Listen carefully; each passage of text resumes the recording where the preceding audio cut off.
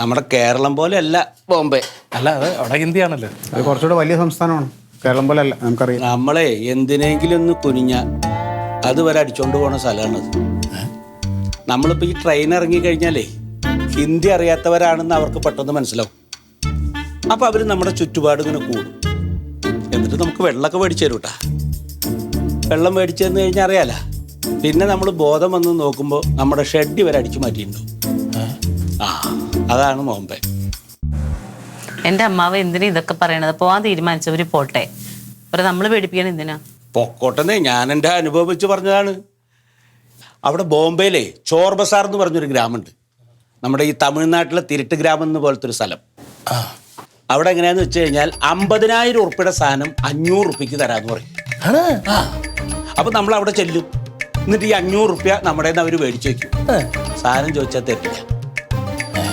സാധനം ചോദിച്ചു കഴിഞ്ഞാൽ കമ്പിവരി അടിയായിട്ട് നമ്മളെ പിടിച്ച് കെട്ടിയിട്ട് അടിച്ച് നമ്മുടെ ജീവനാണ് പോയി.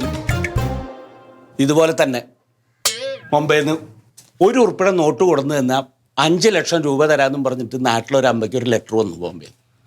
ഈ അമ്മ എന്ത് കാട്ടി? സ്വന്തം മകനെ 1 ഉറുപ്പിയും കൊടുത്തിട്ട് ബോംബെക്ക് വിട്ട്. എന്നിട്ട് എന്താണ്ടായി? ഇവൻ അവിടെ ചെന്ന വഴിക്ക് ഇവനെ പിടിച്ച് കെട്ടിയിട്ട് കമ്പിക്കൊണ്ട് അടിച്ച് ബോധം കെടുത്തി. എന്നിട്ട് അമ്മയ്ക്ക് ഒരു ലെറ്റർ തിരിച്ച് ബോംബെയിൽ നിന്ന് ഈ മകനെ ജീവനോടെ തിരിച്ചു കിട്ടണമെങ്കിൽ 10 ലക്ഷം ഉറുപ്പിക അടയ്ക്കാൻ. അമ്മ കരഞ്ഞ് കൈ പിടിച്ച് നാട്ടുകാരെന്ന് തെണ്ടി 10 ലക്ഷം ഉറുപ്പിക അയച്ചു കൊടുത്ത്. എവിടെ? മോനെ പിന്നെ കണ്ടതേ ഇല്ല.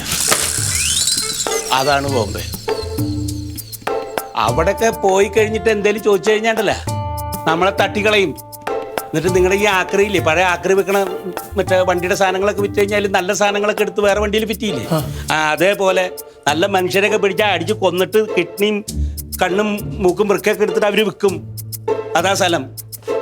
അവിടെ പണം കൊണ്ടോ രാഷ്ട്രീയം കൊണ്ടോ ഒന്നും സ്വാധീനമില്ല. അവിടെ ഗുണ്ടകളാണ്, അവരുടെ വിളയാട്ടാണ്.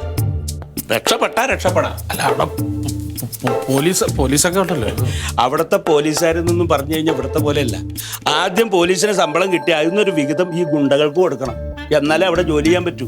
അതാ ബോംബെ. അല്ല, ഞാൻ പറയാനുള്ളത് പറഞ്ഞു. നിനക്ക് വല്ല ഉപദേശം തരാനുണ്ടോ?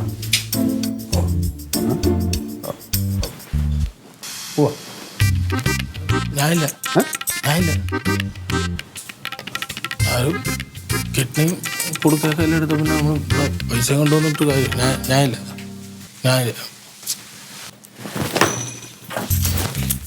പോണ്ട പണി.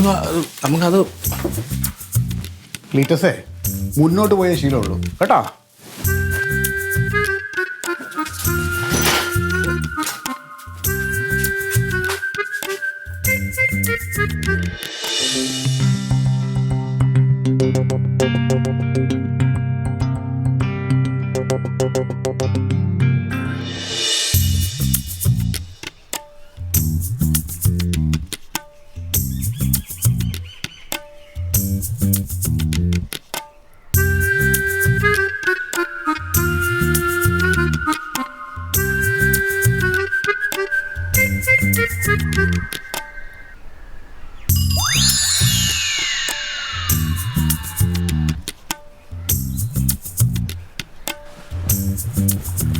അപ്പോൾ കൂടെ സാറ് ഒരു അടുത്തൊരു മീറ്റിംഗ് പറഞ്ഞു പോകും.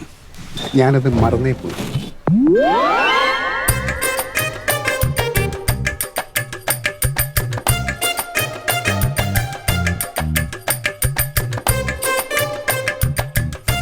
ചേട്ടാ,